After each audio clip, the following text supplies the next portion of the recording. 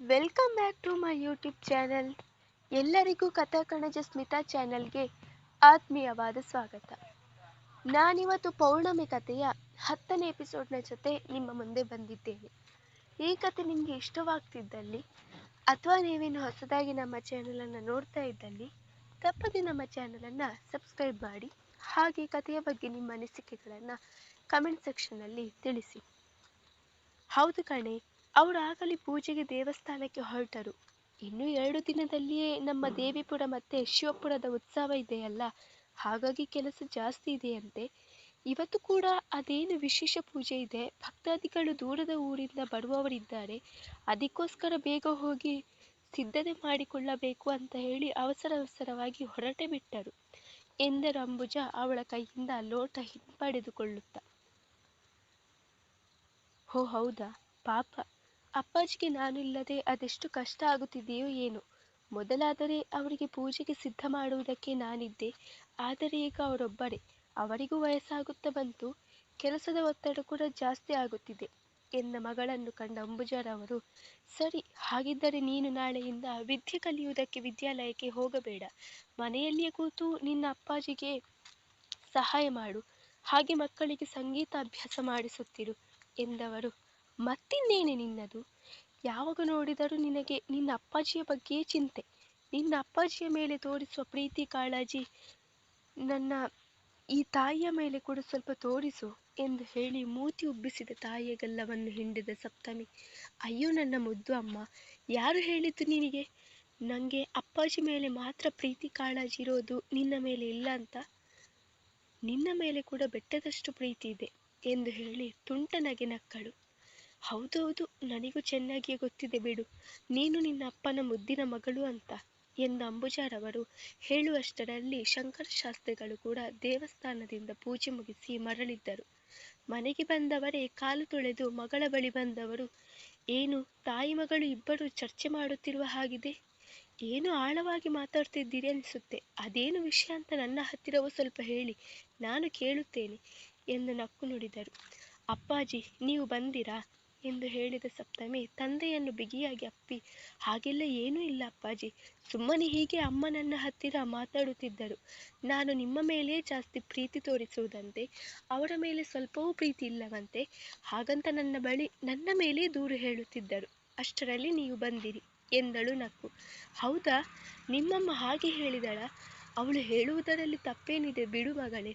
ಹೌದು ಮತ್ತೆ, ನನ್ನ ಮಗಳಿಗೆ ಅವಳ ಅಪ್ಪಾಜಿಯ ಮೇಲೇ ಅತಿಯಾದ ಪ್ರೀತಿ ಎಂದು ಹೇಳಿ ಅಂಬುಜರವನ್ನು ಕಿಚಾಯಿಸಿದ ಪರಿಗೆ ಸಪ್ತಮಿ ನಕ್ಕರೆ ಅಂಬುಜರವರು ನಕ್ಕಿದ್ದರು.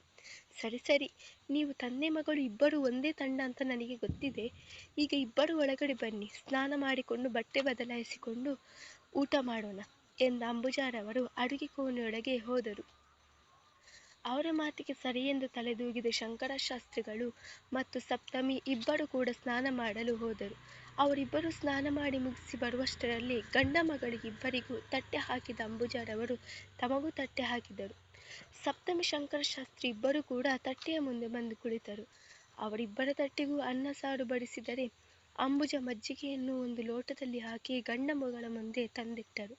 ಅನ್ನಪೂರ್ಣ ದೇವಿಯ ಮಂತ್ರವನ್ನು ಹೇಳಿದ ಮೇಲೆಯೇ ಊಟ ಮಾಡಲು ಮುಂದಾದರು ಶಂಕರಶಾಸ್ತ್ರಿಗಳು ಮತ್ತು ಸಪ್ತಮಿ.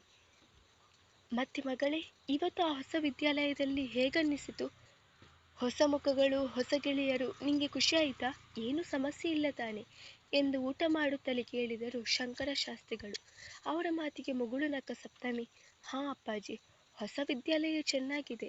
ಇವತ್ತು ಮೊದಲ ದಿನ ಆಗಿದ್ದರಿಂದ ಎಲ್ಲರ ಪರಿಚಯ ಕೂಡ ಮಾಡಿಕೊಳ್ಳಲು ಆಗಲಿಲ್ಲ, ಆದರೆ ಕೆಲವೊಂದು ಹೊಸ ಮುಖಗಳ ಪರಿಚಯ ಆಯಿತು. ತೊಂದರೆ ಏನಿಲ್ಲ, ಎಲ್ಲ ಸರಿಯಾಗಿಯೇ ಇದೆ ಎಂದಳು. ಅವಳ ಮಾತಿಗೆ ಗಂಡ ಹೆಂಡತಿ ಇಬ್ಬರ ಮುಖದಲ್ಲೂ ನಿಶ್ಚಿಂತೆಯಿಂದ ನಗು ಮೂಡಿತು. ಊಟ ಮಾಡಿದ ಮೇಲೆ ತಮ್ಮ ಕೋಣೆಗೆ ಹೋಗಿ ಮಲಗಿಕೊಂಡರು ಶಾಸ್ತ್ರಿಗಳು. ಅವರ ಮಂಚದ ಕೆಳಗಡೆಯೇ ಒಂದು ಚಾಪೆ ಹಾಸಿ ಸಪ್ತಮಿ ಮತ್ತು ಅಂಬುಜರವರು ಮಲಗಿದರು. ಈ ಕಡೆ ಊಟ ಮಾಡಿ ಮಂಚದ ಮೇಲೆ ಅಂಗತವಾಗಿ ಮಲಗಿದ್ದ ಅವ್ಯಕ್ತ್ ಸಪ್ತಮಿಯ ನೆನಪಿನಲ್ಲಿಯೇ ಕಳೆದು ಹೋಗಿದ್ದ. ಅದೆಷ್ಟು ಬಾರಿ ಕಣ್ಣು ಮುಚ್ಚಿದರೂ ಕೂಡ ಅವಳ ಆ ಮುದ್ದಾದ ಮುಖ ಅವನ ಕಣ್ಣ ಮುಂದೆ ಬಂದು ನಿದ್ರಾದೇವಿಯನ್ನು ಓಡಿಸುತ್ತಿತ್ತು. Saptami, wow, what a beautiful girl, angel, ಎಂಥ ಮುಖ, ನೋಡುವುದಷ್ಟೇ ಎಷ್ಟು ಚೆನ್ನಾಗಿದ್ದಾಳೋ, ಮನಸ್ಸು ಕೂಡ ಅಷ್ಟೇ ಚೆನ್ನಾಗಿದೆ. ಮೊದಲ ಸಲ ಈ ಅವ್ಯಕ್ತನ್ನು ಹುಡುಗನ ಮನಸ್ಸನ್ನ ಸೆಳೆದ ಹುಡುಗಿ ಕಣೆ ನೀನು. ಬ್ರಹ್ಮಚಾರಿ ಥರ ಇದ್ದ ನನ್ನ ಮನಸ್ಸನ್ನ ಕೆಡಿಸಿ ಪ್ರೇಮಚೀರಿಯಾಗಿ ಮಾಡಿದ್ದು ನೀನೆ ಎಂದು ಕಣವರಿಸುತ್ತಲೇ ನಿದ್ದೆಗೆ ಜಾರಿದನು. ಶಿವಪುರದ ಜನರು ಮತ್ತು ದೇವಿಪುರದ ಜನರು ಬಹುದಿನಗಳಿಂದ ಕಾಯುತ್ತಿದ್ದ ಆ ಎರಡು ಊರು ಸೇರಿ ನಡೆಯುವ ಉತ್ಸವ ದಿನ ಬಂದೇ ಬಿಟ್ಟಿತು. ಆ ಎರಡೂ ಊರಿನ ಜನರ ನಡುವೆ ವೈಮನಸ್ಸಿದ್ದರೂ ಕೂಡ ಜಾತ್ರೆ ನಡೆಯುವ ಸಂದರ್ಭದಲ್ಲಿ ಎರಡೂ ಊರಿನ ಜನರು ಕೂಡ ಆತ್ಮೀಯತೆಯನ್ನು ಸೇರುತ್ತಿದ್ದರು. ಆ ದಿನ ಅವರ ನಡುವೆ ಇರುವ ಕೋಪ, ದ್ವೇಷ, ಜಗಳ ಎಲ್ಲವನ್ನು ಬದಿಗೊತ್ತಿ ನಿಷ್ಕಲ್ಮಶ ಮನಸ್ಸಿನಿಂದ ದೇವರ ಮುಂದೆ ಶಿರಬಾಗುತ್ತಿದ್ದರು. ಇನ್ನೊಂದು ವಿಶೇಷತೆ ಏನೆಂದರೆ, ಶಿವಪುರದ ಶಿವನ ವಿಗ್ರಹವನ್ನು ಹಾಗೆಯೇ ದೇವಿಪುರದ ಆದಿಶಕ್ತಿಯಾದ ಪಾರ್ವತಿಯ ಸ್ವರೂಪವಾದ ವಿಗ್ರಹವನ್ನು ರಥ ಉತ್ಸವದ ಸಂದರ್ಭದಲ್ಲಿ ಎದುರು ಬದುರು ತಂದು ಪೂಜೆ ಮಾಡುತ್ತಿದ್ದರು. ಇದು ಅಲ್ಲಿ ಹಿಂದಿನಿಂದಲೇ ನಡೆದು ಬಂದ ಪದ್ಧತಿ. ಜಾತ್ರೆಯಲ್ಲಿ ಅಲ್ಲಲ್ಲಿ ತಿಂಡಿ ಅಂಗಡಿ ಮುಂಗಟ್ಟುಗಳನ್ನು ಹಾಕಿದ್ದರು. ಹಾಗೆಯೇ ಹೆಣ್ಣು ಮಕ್ಕಳ ಕಣ್ಣು ಸೆಳೆಯುವಂತಹ ವಸ್ತುಗಳು ಕೂಡ ಅಲ್ಲಿದ್ದವು. ಅಂದು ಅಲ್ಲಿ ಎರಡು ದೇವಸ್ಥಾನ ಕೂಡ ಬಣ್ಣ ಬಣ್ಣದ ಲೈಟಿಂಗ್ಸ್ಗಳಿಂದ ಜಗಮಗಿಸುತ್ತಿದ್ದವು. ಜಾತ್ರೋತ್ಸವ ನಡೆಯುತ್ತಿದ್ದದ್ದು ಎರಡೂ ಊರು ಸೇರಿ ಆಗಿದ್ದರೂ ಕೂಡ ಜಾತ್ರೆ ನಡೆಯುತ್ತಿದ್ದುದು ಮಾತ್ರ ದೇವಿಪುರದಲ್ಲಿ. ಅಂಬುಜ, ನಾನು ಹೋಗಿರುತ್ತೇನೆ. ಇವತ್ತಂತೂ ನನಗೆ ಪುರುಸೊತ್ತೇ ಇಲ್ಲ ನೋಡು. ಬಹಳ ದಿನಗಳಿಂದ ಕಾಯುತ್ತಿದ್ದ ನಮ್ಮ ಜನರ ನೆಚ್ಚಿನ ಜಾತ್ರೋತ್ಸವದ ದಿನ ಬಂದೇ ಬಿಟ್ಟಿತು. ಈಗಾಗಲೇ ಭಕ್ತಾದಿಗಳು ಬಂದು ಜಮಾಯಿಸಿರುತ್ತಾರೆ. ನೀನು ಸಪ್ತಮಿ ಕೂಡ ತಡ ಮಾಡಬೇಡಿ, ಬೇಗ ಹೊರಟು ಬನ್ನಿ, ನಾನು ಬರುತ್ತೇನೆ ಎಂದು ಹೇಳಿ ಅಲ್ಲಿಂದ ದೇವಸ್ಥಾನಕ್ಕೆ ಹೊರಟು ಬಂದಿದ್ದರು ಶಾಸ್ತ್ರಿಗಳು. ಸಪ್ತಮಿ ಬೇಗ ಬೇಗ ಸ್ನಾನ ಮಾಡಿ ಹೊರಡೆ, ಆಗಲೇ ತಡ ಆಯಿತು. ವರ್ಷದಲ್ಲಿ ಒಂದು ಸಲ ನಡೆಯುವ ಉತ್ಸವ, ಇವತ್ತಾದರೂ ಸ್ವಲ್ಪ ಬೇಗ ಹೊರಡಲಾಗೋದಿಲ್ವಾ? ನನಗಾದರೆ ಮನೆಯಲ್ಲಿ ಕೆಲಸ ಇರುತ್ತಿದೆ, ಆದರೆ ನಿನಗೇನಿದೆ ಮಾಡುವುದಕ್ಕೆ ಕೆಲಸ? ನಿನ್ನ ವಯಸ್ಸಿನ ಹೆಣ್ಣು ಮಕ್ಕಳು ಈಗಾಗಲೇ ಅಲ್ಲಿ ಜಾತ್ರೆ ಸುತ್ತುತ್ತಿರುತ್ತಾರೆ. ಮೂಲೆ ಮನೆಯ ನಿನ್ನ ಗೆಳತಿ ಸರಸ್ವತಿಯ ಜೊತೆ ನಿನಗೆ ಹೋಗುವುದಕ್ಕೇನು ಎಂದು ಮಗಳ ಮೇಲೆ ಕೂಗಾಡಿದ ಅಂಬುಜಾರವರ ಮುಂದೆ ಗುಲಾಬಿ ಮತ್ತು ಹಸಿರು ಬಣ್ಣದ ಲಂಗ ಧಾವಣಿ ತೊಟ್ಟು, ತನ್ನ ಉದ್ದವಾದ ಕೂದಲನ್ನು ಹಾಗೆ ಇಳಿಬಿಟ್ಟು ಅದಕ್ಕೆ ಮಲ್ಲಿಗೆ ಹೂವು ಮುಡಿದು, ಕೈಗೆ ನಾಲ್ಕು ನಾಲ್ಕು ಬಣ್ಣದ ಗಾಜಿನ ಬಳೆ ತೊಟ್ಟು, ಹಣೆಗೆ ಸಿಂಧೂರ ಇಟ್ಟು ಪುಟ್ಟ ದೇವತೆಯ ಹಾಗೆ ಕಾಣುತ್ತಿದ್ದ ಸಪ್ತಮಿಯನ್ನು ಕಂಡು ನಿಬ್ಬೆರಗಾಗಿ ಬಿಟ್ಟಿದ್ದರು ಅಂಬುಜ. ಅವಳ ಸೌಂದರ್ಯವೂ ಅಂಥದ್ದೇ. ಅದರಲ್ಲೂ ಅವಳು ಆ ರೀತಿಯಾಗಿ ಅಲಂಕಾರ ಮಾಡಿಕೊಳ್ಳುವುದೇ ವಿರಳ. ಹಾಗೂ ಒಂದು ವೇಳೆ ಮಾಡಿದರೆ ಅವಳ ಮುಖದಲ್ಲಿ ಸೌಂದರ್ಯದ ಜೊತೆಗೆ ದೈವಿಕ ಕಳೆಯು ಎದ್ದು ಕಾಣಿಸಿ ಎಂಥವರನ್ನಾದರೂ ಮೂಕ ವಿಸ್ಮಿತರನ್ನಾಗಿ ಮಾಡುತ್ತಿತ್ತು. ತಕ್ಷಣ ತಾಯಿಯ ಮುಖದ ಮುಂದೆ ತನ್ನ ಕೈಬಳೆಯ ಸದ್ದು ಮಾಡಿದ ಸಪ್ತಮಿ, ಅಮ್ಮ, ನಾನು ಹೇಗೆ ಕಾಣಿಸುತ್ತಿದ್ದೀನಿ? ಸರಸ್ವತಿ ಆಗಲೇ ಬರುತ್ತೀನಿ, ಜೊತೆಗೆ ಹೋಗುವ ಎಂದು ಹೇಳಿದ್ದಳು. ಜೊತೆಗೆ ಇದೇ ತರಹದ ಬಟ್ಟೆ ತೊಟ್ಟು ತಯಾರಾಗುವುದಕ್ಕೆ ಹೇಳಿದ್ದಳು. ಹಾಗಾಗಿ ಒಳಗೆ ತಯಾರಾಗುತ್ತಿದ್ದೆ. ಈಗ ಹೇಳು, ಹೇಗೆ ಕಾಣುತ್ತಿದ್ದೀನಿ ಎಂದು ನಿಂತಲ್ಲಿಯೇ ಒಂದು ಸುತ್ತು ಗಿರಕಿ ಹೊಡೆದು ಕೇಳಿದ ಮಗಳ ಮುಂದೆ ಬಂದ ಅಂಬುಜಾರವರು ಅವಳ ಮುಖವನ್ನು ಗಲ್ಲವನ್ನು ಒಮ್ಮೆ ಸವರಿ ದೃಷ್ಟಿ ತೆಗೆದು, ತುಂಬ ಮುದ್ದಾಗಿ ಕಾಣಿಸ್ತಿದ್ದೀಯ ಮಗಳೇ. ಎಲ್ಲಿ ನನ್ನ ದೃಷ್ಟಿಯೇ ನಿನಗೆ ತಾಗಿ ಬಿಡುತ್ತದೆಯೋ ಅಂತ ಭಯವಾಗುತ್ತಿದೆ.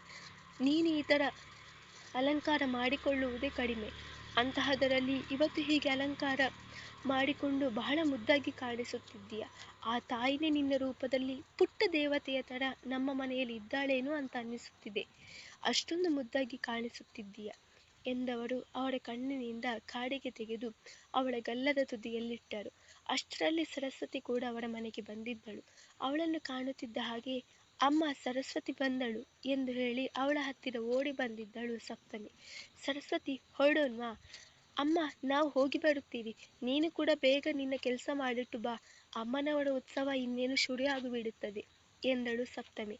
ಸರಿ ಸರಿ, ನೀವು ಹೋಗಿರಿ, ನಾನು ಬರುತ್ತೀನಿ. ಜೋಪಾನ ಸರಸ್ವತಿ, ಜೋಪಾನ ಕಣಮ್ಮ ಎಂದು ಹೇಳಿ ಇಬ್ಬರನ್ನು ಅಲ್ಲಿಂದ ಕಳಿಸಿದ್ದರು ಅಂಬುಜ. ಮುಂದುವರಿಯುವುದು. ಕಥೆಯ ಬಗ್ಗೆ ಅನಿಸಿಕೆ ಹೇಳೋದನ್ನು ಮರಿಬೇಡಿ.